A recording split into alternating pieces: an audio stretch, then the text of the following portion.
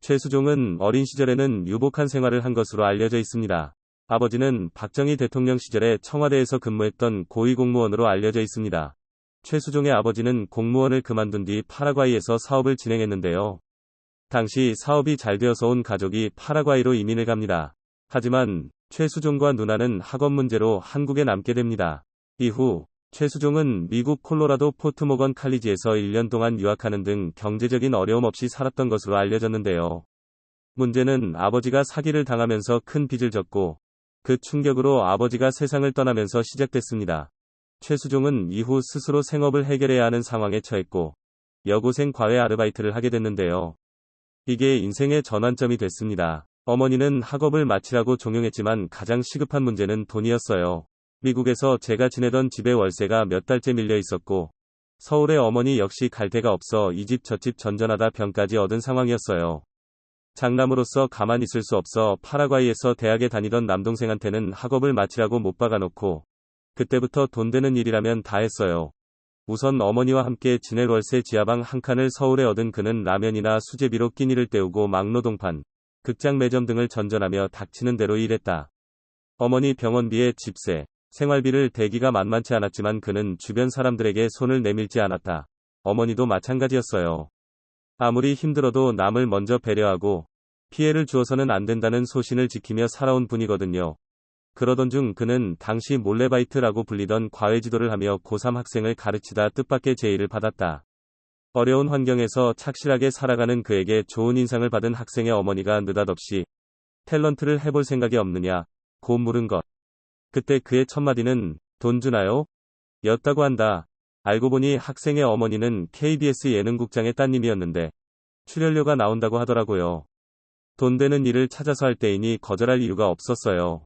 그렇게 언급결에 시작한 작품이 사랑이 꽃피는 나무인데 운 좋게도 남자 주인공 현우 역할을 맡아 분에 넘치는 사랑을 받았죠. 그때만 해도 그는 한 달에 100만 원의 출연료를 받는 신인 연기자에 불과했지만 4개월 후에는 각종 인기 순위 조사에서 1위를 휩쓰는 연예계 최고의 스타로 떠올랐다. 그럼에도 그는 더욱 아끼고 저축하며 악착같이 돈을 모았다. 아버지가 돌아가시면서 느낀 게 많아요.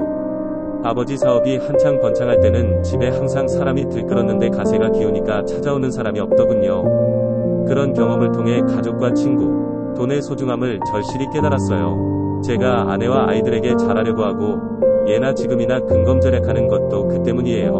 무엇보다 저는 절대 사람을 가식적으로 대하지 않아요. 덕분에 주위에 적도 없고 좋은 친구들이 많아요. 친구들과 지금도 꼼장어에 닭똥집을 놓고 소주잔을 기울이곤 하죠. 찢어진 신발꿰매 신는 짠돌이로 산 적 있지만 베푸는데 인색하지 않아 데뷔 후 그는 출연하는 작품마다 좋은 반응을 얻는 등 행운이 따랐다. 하지만 거기에는 그의 끊임없는 노력이 뒷받침되었다. 고교 시절 CF 감독의 눈에 띄어 학생복 지면 광고 모델로 잠깐 활동한 적이 있지만 연예계와는 거리가 먼 삶을 살았던 그는 남보다 2배 더 노력해야 한다는 원칙을 세워 늘 겸손하고 성실한 자세로 작품에 임했다. 아침 7시부터 연습이 있으면 저는 1시간 더 일찍 가서 준비하고 다른 출연자들이 대본을 10번 보면 남의 대사까지 달달 외울 정도로 연습을 철저히 했어요. 그래서 PD들 사이에서는 최수종을 쓰면 펑크나는 일이 없다는 말까지 돌았죠. 웃음, 인기스타가 된 뒤에도 그는 버스를 타고 다니며 찢어진 신발을 꿰매 신을 정도로 알뜰하게 살았다. 그럼에도 어려운 사람들을 보면 그냥 지나치지 못해 뭐든 베풀어야 직성이 풀렸다. 생활고에 시달릴 때도 그는 교회에 다니며 집안 형편이 어려운 아이들에게 학용품을 사서 나눠주곤 했다. 86년 학업을 포기하고 귀국했을 때 갈 데가 마땅치 않아 터미널에서 잠을 잔 적이 있어요.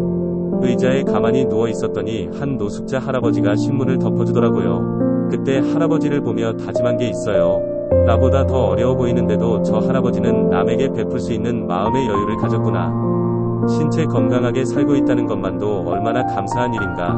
아무리 어렵고 힘들어도 저 할아버지처럼 남에게 베풀 수 있는 여유를 가지고 살자고요. 제가 소아암 환자를 꾸준히 돕고 있는 것도 그런 이유에서예요. 멋진 비즈니스맨을 꿈꾸며 경영학을 공부하던 그에게 연기자는 전혀 생각지 않은 새로운 인생이었지만 그는 뒤를 돌아보지 않고 운명에 순응했다. 제가 꿈꿨던 것처럼 비즈니스맨이 되지 못한 것은 운명이라고 생각해요. 연기는 저에게 도전해볼 만한 분야였고 그래서 그 길을 가기로 결정했죠. 그것은 저 자신과의 약속이기 때문에 아직 가보지 못한 길에 대한 미련은 없어요. 앞으로도 그럴 거고요. 연기자로서 인기를 더해갈수록 그는 남보다 더 겸손하고 성실한 모습을 보여주었다. 초심을 잃지 말자. 그리고 진실하자는 자신의 좌우명처럼 살아온 것. 그런 그가 가장 좋아하는 말은 가화만사성, 가화만사성이라고 한다.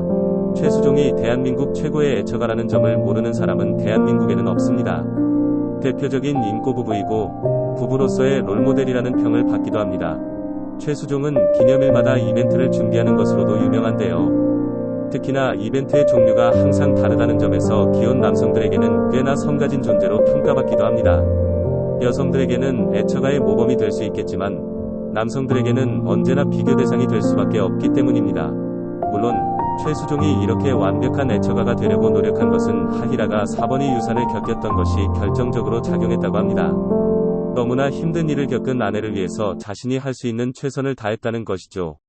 이런 최수종에 대해 한 누리꾼이 대한민국 결혼 문제를 해결하기 위해서는 최수종을 3,000명 복제해야 한다. 라고 글을 올려서 관심을 받았는데요. 해당 글의 댓글에는 복제된 3,000명은 모두 하희라만 쫓아다닐 것 이라는 답변을 담겨서 웃음을 안기기도 했습니다. 최수종 학력 의조 논란. 이렇게 긍정적인 이미지가 가득한 최수종이지만 학력 의조 사실이 드러나면서 도덕성에 치명타를 입기도 했습니다. 2007년 연예인 학력 의조 논란에 불이 붙였을 당시 최수종 역시 학력 의조 논란의 중심에 섰습니다. 그동안 최수종은 한국외국어대학교 무역학과를 졸업했다고 본인이 직접 언급하며 활동해왔는데요. 결과적으로 합격은 했지만 등록해서 재학한 적은 없는 것으로 나타났습니다. 당시 최수종은 의도적인 의조가 아니라 전달 과정에서 생긴 실수라고 해명했었는데요. 하지만 1990년대부터 여러 매체와의 인터뷰를 통해 직접 외대 졸업 사실을 이야기했었고 본인의 자서전에서도 외대 졸업 사실이 적혀 있었다는 점에서 비판이 거셌습니다. 학력 의조 사건으로 최수종의 도덕성은 치명타를 입었고 3년 동안 자숙의 시간을 보내야 했습니다. 이후 최수종은 2008년 한국방송통신대학교 영어영문학과에 입학했고 프로필의 최종 학력으로는 방통대 영문과로 적시돼 있습니다. 2002년에 들어서 최수종과 하희라는 인스타그램을 통해서 성년으로 접어든 아들 민서씨와 윤서씨의 사진을 공개해 누리꾼들의 관심을 받았습니다. 아들 민서씨는 1999년생으로 올해 21살, 딸 윤서씨는 2000년생으로 올해 20살입니다.